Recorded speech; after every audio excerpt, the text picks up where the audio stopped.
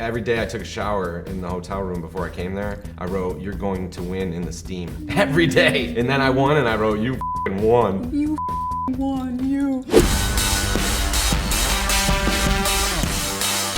Hi, this is Ryan Ashley, and you guys just watched the epic finale of Ink Master. I am honored to be sitting here with the winner of this season, DJ Tambe. What's going on, guys? What's up? What's up, Ryan? So, DJ, it is hard for me to believe that anyone wouldn't know your journey along this whole way. It's been a wild one. It's been a roller coaster. Let's start from the beginning. What seasons did you start competing on? I was in season 9.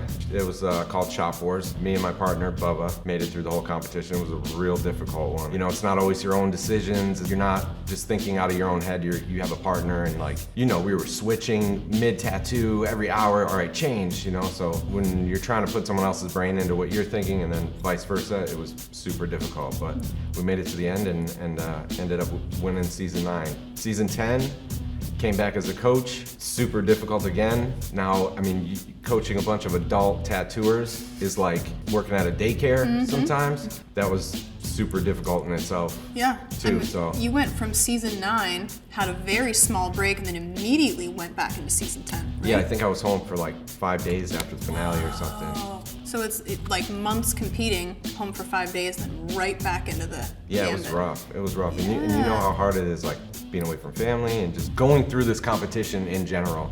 Like people say, like, I can't believe you came back and do this again, like right after. Yeah. You're nuts. Well, no, I always say every opportunity I get that it's truly a triathlon. It's not just a competition of tattooing and art. It's a mental battle that you play with yourself. And that's that's the bigger side of it, if you ask me, you know? So did season 10 feel like an even bigger win then? Because you were coming in off of season 9 and you weren't at all fully charged. It was like your game kept going. Oh, yeah. Honestly, I didn't think I could have taken it a second time. I didn't think that was like an option. I know that's hard to say, but I felt that way. Like they're not going to give it to me again, you know? So after competing on season 9, taking the title, going right into season 10 without any sort of breathing room or break or anything, taking the title, when you got that call to come back a third time, what were you thinking? I said, hell no. I was like, unless I'm coming back and I'm on the other side of things, because we had our own thing, like on Grudge Match. I felt like I was done with the competition thing, and we had our own thing, and I was sitting on the judges' side, and now I was like, okay, after being on that side, I'll never go back to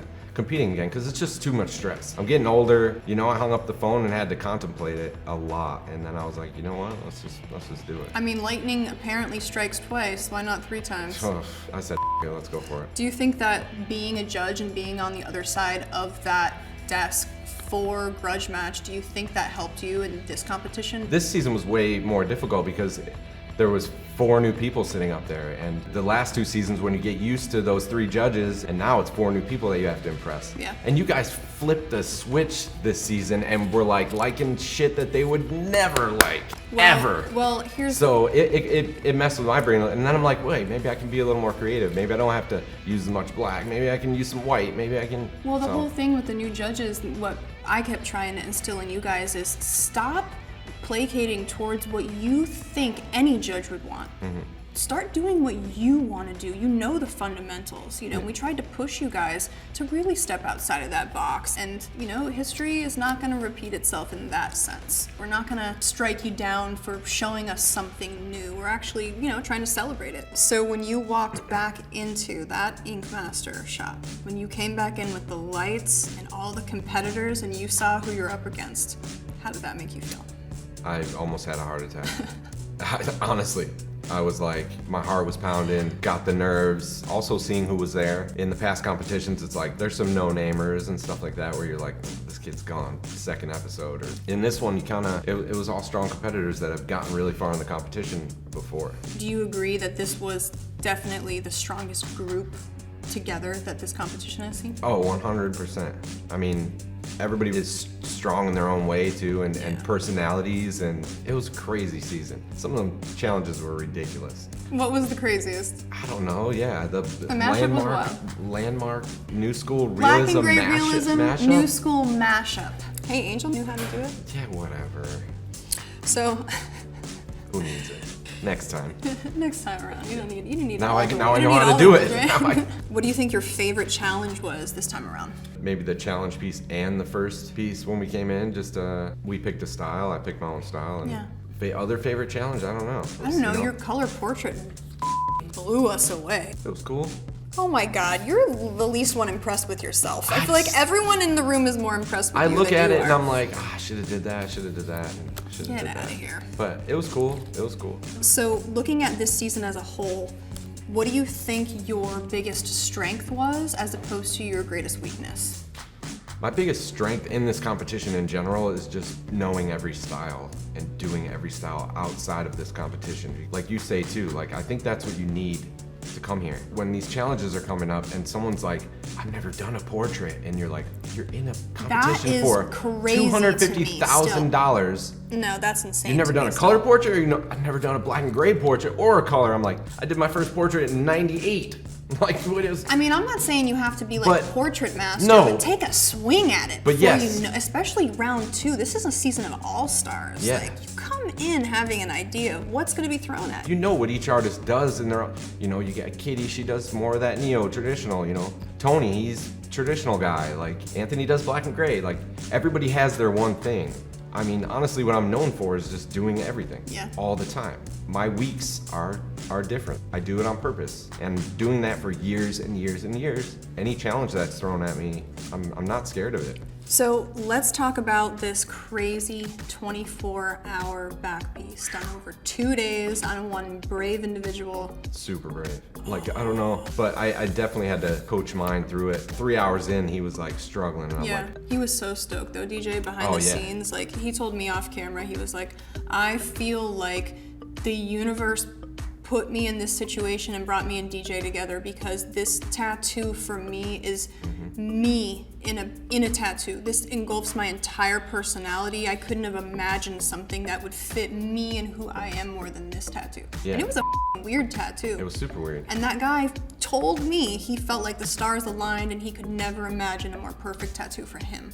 He deals with a lot of chaos and people dying and stuff like that, and then he goes home and plays the happy role with his kids, and we dealt with a lot of the same stuff and had a lot of the same experiences, so it was pretty cool to be paired up with him. I think the way you went about this 24-hour tattoo is interesting as well, because I know the way that Bob went about it. He is such a meticulous planner, down to every minute, I'm sure. Gian is similar, the same way. But the way that you approached your 24-hour back piece was more like a painting. So talk to me about the strategy in no strategy.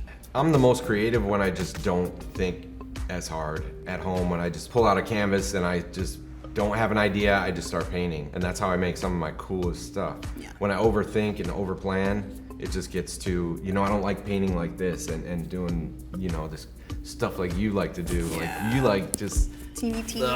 yeah, I'm like, Yeah.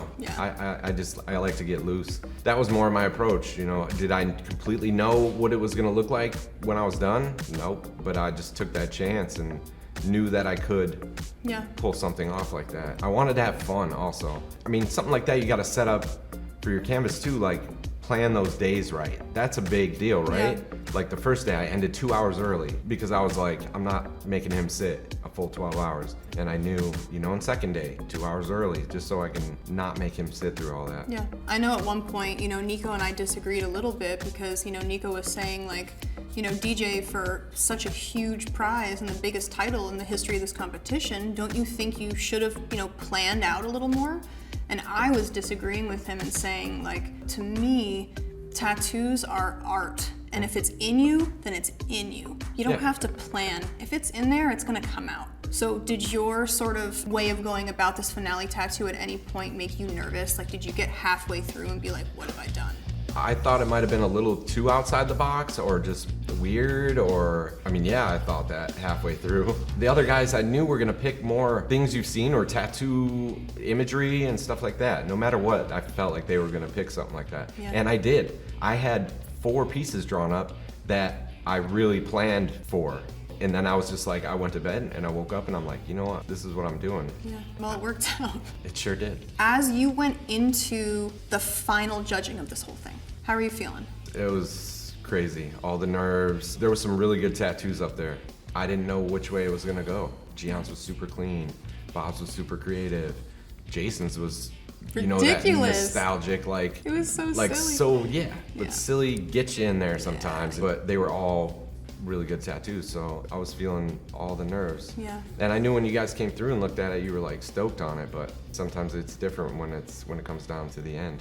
I think of every finale I've ever witnessed or been a part of or watched, this was by far the craziest finale. It How was everything crazy. went down was totally unpredictable. It was crazy, it was rough. And I will tell you, like, it was a hard one for me. I was telling Bob that, like, I know what it's like to be in your position. I know what it's like being on that other side and being in that moment where your heart is just sunk in your chest and it could go any way and you're waiting to hear your fate and what that feels like, man. Waiting Looking a at- long time too. Yeah. Like even just standing that long is like, I'll tell you.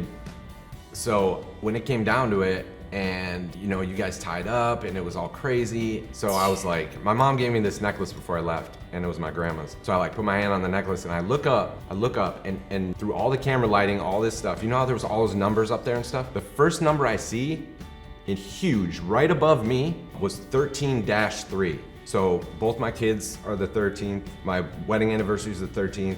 Me and my wife have it tattooed. I know a lot of people have it tattooed, Yeah, but yeah. it's like a lot of stuff in our life. It's like our number. And it was -3, like 3 times winner. So I was like, so I look up and I'm like 13-3. Oh my god, I just got chills. Look, Dude, I just got chicken skin all over my whole. I had a video of it because I was like, you know, and then I was just like, I got this shit. I got this. Dude, and it happened. that's wild. It was crazy. Yeah. But then I didn't know which way it was gonna go. Yeah. I was having a mental breakdown. I know. I was I know losing it. you. I was losing it. I know. couldn't- because we got to the end and it was like, okay, but the 4 finalists, to me, you guys were killer. All of you were amazing, right? And then when it got down to the final 2, it was like 2 incredible tattoos. Some of the best tattoos I think I've seen in Ink Master history. And I made my choice, but I couldn't go on forever, like ripping into Gian's tattoo, because I also believed in Gian's Oh, tattoo. for sure. Me You know, too. and it I was mean, and like- it could have went both ways. It could have went either way. Well, I think it was right to throw it to the eliminated artists. You know, how else are you gonna break a tie? But there was also 4 of them, which could have split up into 2 and 2. Which then what do you do? I don't even want to think about what would have happened, but Yeah, that was wild. That was a wild ride. I'll never do it again. Well, no, I 100% DJ, will never do it again. I think you're good at unless 3. I'm I on the think other you're good side at of that 3. table, dude. I think it's time to share the wealth a little bit. Yeah, I'm not. Third time's yeah, a charm, dude. I can't. I'll die. Well, you had this. We had to sign 13-3, Yep. not 13-4. So, what does that mean to you? Not only winning the title now 3 times, but being the first and only person in history to have won that title numerous times. It's an unexplainable feeling, knowing that it's pretty hard to catch up to that number for anybody. I don't even think they'll have anybody in history that could do that. So for me to hold that title, it's almost like a baseball player going into Hall of Fame and having this many home runs, Right. and no one could ever beat it. That's kind of what it feels like. It's like I've made my mark in this competition in Ink Masters. So, looking into the future, after everything you've accomplished, everything that you've been through, all of your triumphs and everything, what is left for DJ to accomplish? Honestly, I don't know. I just go with the flow. This whole experience has changed my life. I've got a couple big deals coming up with really big companies, and it's exciting to see the next steps in my venture from winning this season. You have to be so proud and honored to know that, like, you as a tattooer not only started so early on in tattooing, you rode this wave into tattooing becoming what it's become. You've rose above, and now your art, because of tattooing, is taking you into bigger opportunities and all of these other life adventures and everything. It's a crazy feeling. Tattooing that long ago and Yeah. gangsters and bikers and all that stuff, it never thought it would have turned into any of this. And now you're making deals with multi-billion-dollar companies. Pretty cool. Look at you Pretty go. cool. Look at Yeah. you. Well, DJ, I am so happy for you. I'm so happy for your success. I'm so happy you're here to join us today. This season has been a whirlwind, but it's been spectacular. Oh, it was crazy. I appreciate you, everybody at Ink Master, everything that goes into this, and it's changed my life. And I hope it changes some others' lives too. I hope so too. Well, this has been such an incredible season. Definitely one for the record books. Thank you guys for tuning in, and don't forget to check out the Ink Master YouTube for everything Ink Master.